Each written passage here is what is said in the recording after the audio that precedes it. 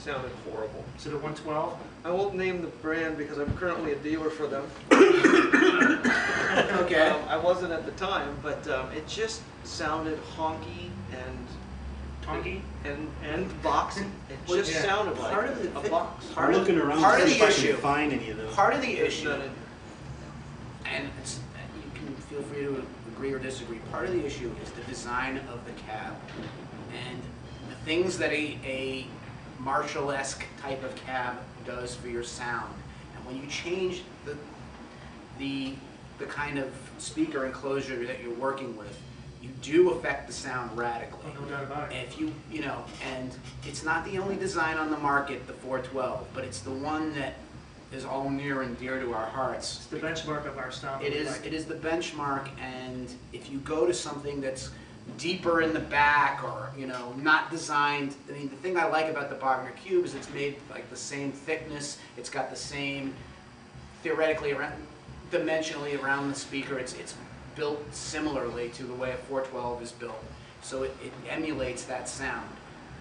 But if you get like a Jensen 212 cab or something, one of these things that are made to be played for like country pickers and stuff like that, even if it's a closed back cab, the design is not the same and it changes the way it is. And with the ISO cabs, we're talking about a completely different kind of speaker enclosure.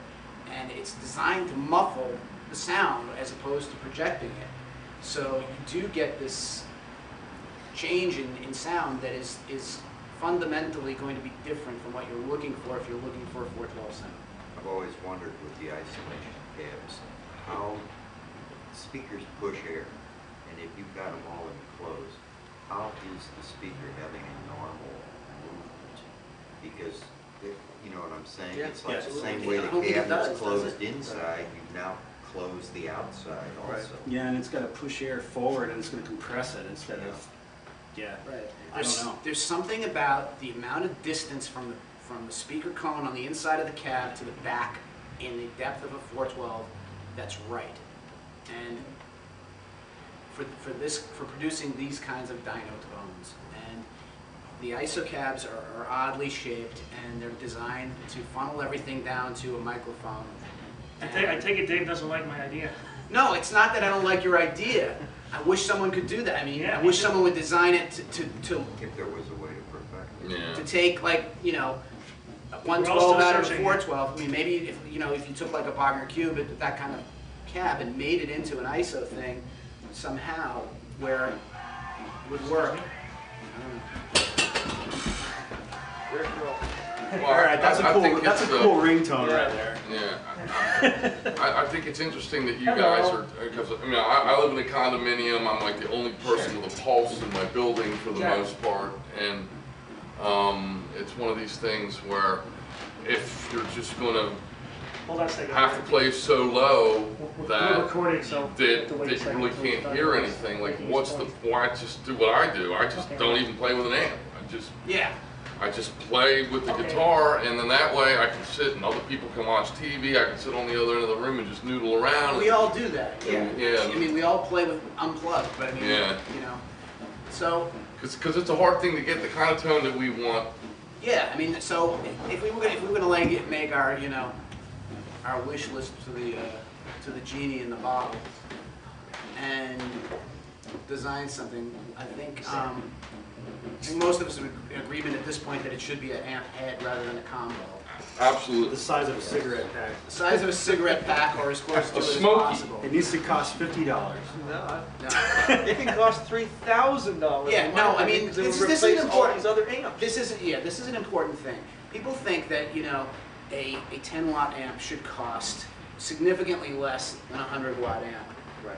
And Dave G, like I said, has been making these things, and he's been telling us in rough terms what his cost is to hand build an amp of any wattage.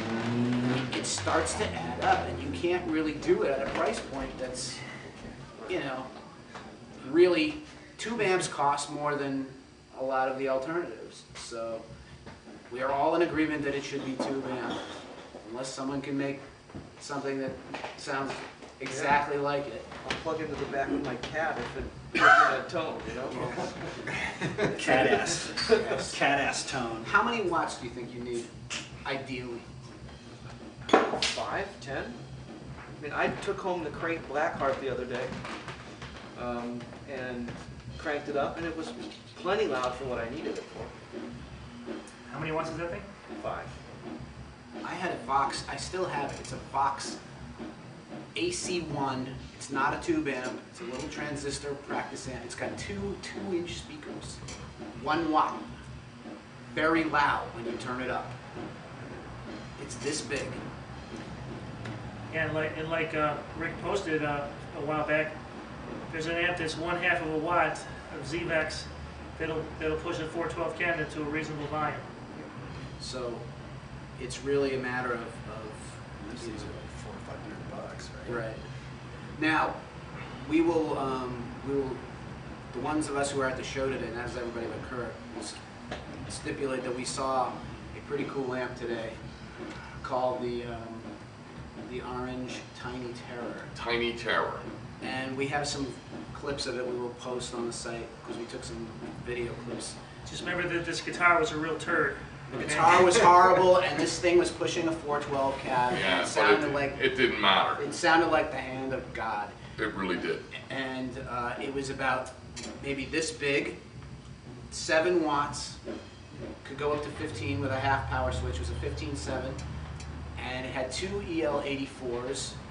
They have not made the investment in the cosmetics on this thing to put it in a nice Tolex covered wood ply Yep, just one tone case. control. It's in a steel box. One tone control, 2 volume knobs. And Yeah. a gain. It's got a gain. It's got a gain knob. volume. Does go up to 11 though. It's got small size. It comes with a little tiny gig bag. It's about the size of a lunchbox. Yes. Yeah. And it was driving a 412 cab like these and sounding amazing and getting quite loud. We couldn't turn it up or else the volume police would have came and shut Right, it down. but we did give it a workout, and we all came away very impressed. And the price we thought was we can get these Between 5 and 6, I've seen them. Yeah. $500 to $600. Yeah. This is something that I personally would have loved to have seen when I was younger. I wouldn't have used it when I was younger. I I'd probably- buy one now. I probably wouldn't have used it younger either, but you know, if it's a choice between spending $500 or $600 on that and $500 or $600 on a Tech 21 or a crate or something that's a transistor amp, it's no contest.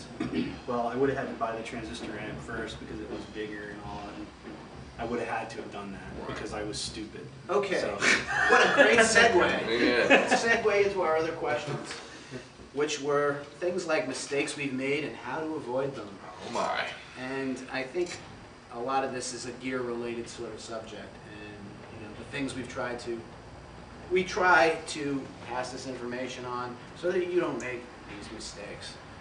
So, when we start at this end, Gear-related mistakes. You know, I made a lot of guitar mistakes as far as amp mistakes.